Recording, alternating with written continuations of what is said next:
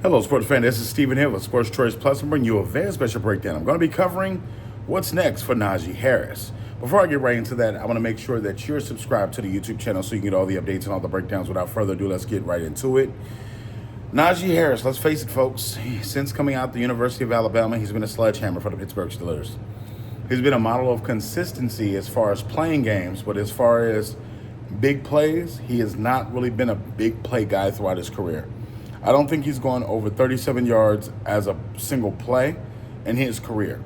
Now, mind you, he's 3 yards in a cloud of dust. He may be a bulldozer. He may be somebody that runs into a wall.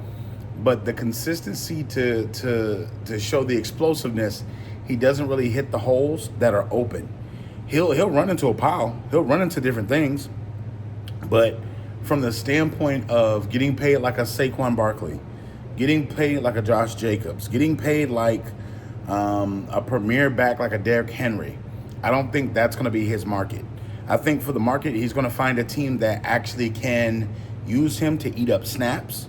And what I mean by that is your bell cow carrying bells as far as running backs go. When you think about the teams that run the ball primarily just to run the ball, just to say that they can run the ball, that's where I think his market is. I don't think he'll be back. I don't think he'll be welcome back in Pittsburgh because I think his style is outdated to a certain point.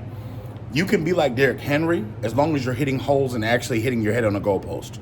You could be Derrick Henry if your yards per rush are essentially more than 4 or 5 per carry.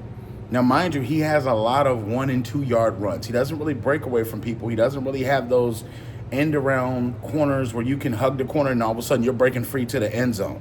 He doesn't have that breakaway speed, but he does have the ability to eat the clock as it's running when he's running the football, and that allows for people to blend in and blend out. That allows you to protect your quarterback. That allows a number of things, but in hindsight, it didn't really help the Steelers move the chains too often.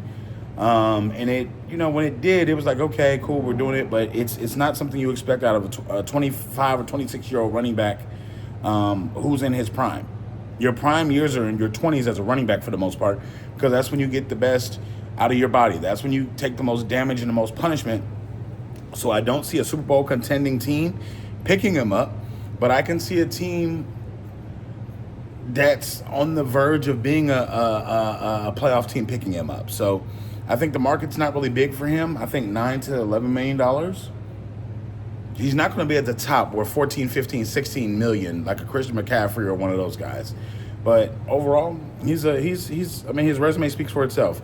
He's pretty decent overall. He has a couple of thousand yards, but besides that, yeah, it's not really a big market for him. So I think he'll be signed with the secondary market as far as the secondary free agents, not the first day, not the second day, but that third and fourth day where they have guys signed. So what do you feel?